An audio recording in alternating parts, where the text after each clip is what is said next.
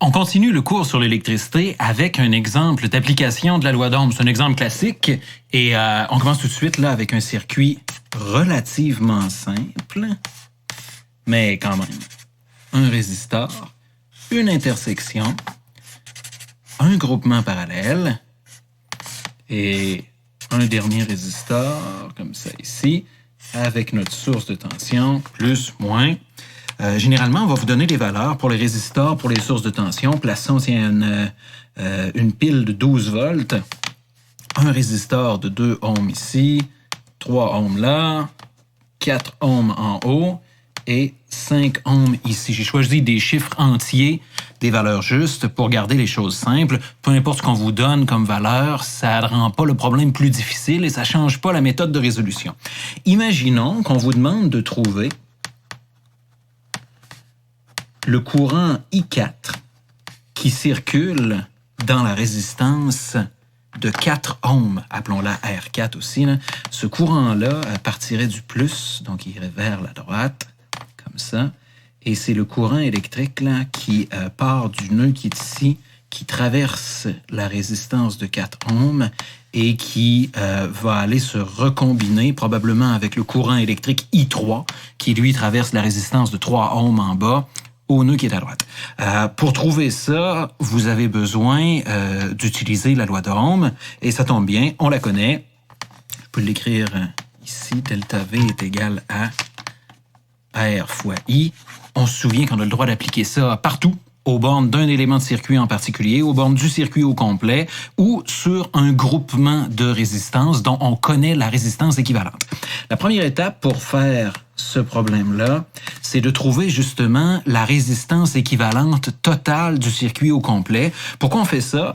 C'est pour réussir à obtenir le courant, je vais l'appeler I-tot, I-total, qui circule dans le résisteur 5 et qui circule aussi dans le résisteur 2 ohms qui est là. Une fois qu'on va avoir le courant I total, on va être capable d'appliquer la loi d'Ohm sur le résisteur 2, sur le résisteur 5 pour aller trouver la différence de potentiel aux bornes de ces deux résisteurs-là et déduire le nombre de volts qui reste pour le groupement 4 et 3 sur lequel on veut travailler. Alors, c'est parti. Première étape, on veut calculer R total, la résistance équivalente du circuit au complet.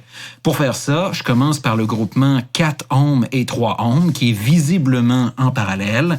Donc, je vais écrire 1 sur 4 ohms plus 1 sur 3 ohms. Tout ça à l'exposant moins 1 pour faire l'inverse. Et comme ce groupement-là est en série avec la 5 ohms et en série avec la 2 ohms, je vais inscrire plus 5 et plus 2. Donc ça me donne la résistance équivalente totale du circuit. Deuxième étape, on utilise cette valeur-là pour faire une loi d'Ohm sur le circuit au complet. La loi d'Ohm, c'est delta V égale RI. Pour le R, je vais utiliser la résistance totale que je viens de calculer. Pour le I, je vais prendre le courant I total associé au circuit au complet. Et pour le delta V, je vais prendre ce qu'on appelle epsilon, les volts au total aux bornes du circuit au complet. Ce sont les volts à la source. Donc, on va remplacer delta V par 12 volts. Comme on connaît R total, on va être capable d'isoler le courant I et ça va nous donner 12 divisé par le R total qu'on vient de calculer. Et bonne nouvelle, on connaît maintenant le courant que j'ai dessiné en bleu, I total, ici, qui coule dans la 2 ohms et qui coule dans la 5 ohms aussi. Par contre, attention, le courant I total va se séparer en deux courants, le courant I4 et le courant I3. Et ces deux courants-là vont se recombiner au nœud qui est à droite pour reformer I total qui va retourner à la source. Comme ça, rien ne se perd, rien ne se crée, tout se conserve. Troisième étape, on va calculer delta V, les volts, aux bornes de la 5 ohms. On va écrire delta V 5. Ça, c'est comme si on avait un voltmètre ici qui mesurait, on ne le voit pas, delta V 5 comme ça, égale R5 fois I total. R5, c'est 5 ohms. I total, on vient de le calculer en haut, et on trouve delta V5 comme ça. C'est sûr que ça va être plus petit que 12 volts. Ça peut pas être plus grand que 12 volts. Si ça donne plus grand que 12, on a fait une erreur, c'est sûr. Faisons maintenant la même chose, toujours à l'étape 3, pour delta V aux bornes de la 2 ohms. C'est comme si on avait un voltmètre qui mesurait delta V2 ici, avec 2 ohms, fois le courant I total qui traverse la 2 ohms toujours, ici, et on va être capable avec ça d'avoir les volts aux bornes de la 5 et les volts aux bornes de la 2.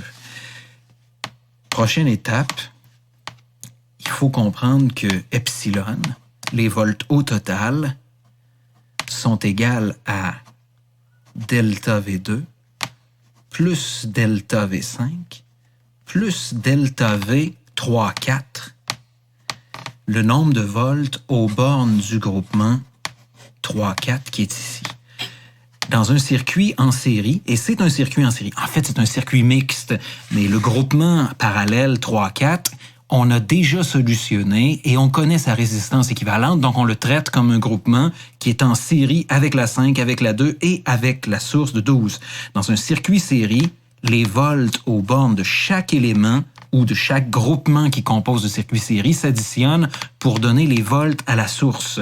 Ce qu'on dit à ce moment-là, c'est que si on connaît delta V2 qu'on vient de calculer, si on connaît delta V5 qu'on vient de calculer, si epsilon au total c'est 12 volts, on peut déduire rapidement que delta V 3,4, qui est égal à delta V4 aussi qui nous intéresse, sont en parallèle, va être égal à 12 moins delta V2, moins delta V5. Et ça, c'est une bonne nouvelle parce que on veut delta V4 pour faire la dernière étape, utiliser la loi d'Ohm. Encore une fois, on ne se tanne pas, avec la résistance R4 et le fameux courant I4. Delta V4, on vient de le calculer. C'est les volts qui restent pour le groupement. Une fois qu'on a pris 12 et qu'on a enlevé ceux de la 5, enlevé ceux de la 2, ce qui reste, c'est les volts pour le groupement 3, 4. Mais comme on est en parallèle, le delta V qu'on mesure ici, 3, 4, c'est la même chose que le delta V4, qui est la même chose que le delta V3 aussi. Et il nous reste seulement à isoler I4 comme ça, est égal à delta V4 sur R4. Et voilà, c'est tout.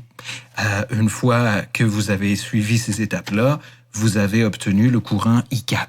On peut faire la démarche d'une autre façon. En fait, il y a plusieurs autres façons de solutionner un problème comme ça. Et je vous laisse essayer avec les exercices. Et je vous rappelle que j'attends toujours vos questions par Mio ou sur le forum. Je suis ouvert aux demandes spéciales et je peux facilement faire des capsules vidéo pour répondre à vos questions et vous donner des trucs avec les numéros difficiles des exercices.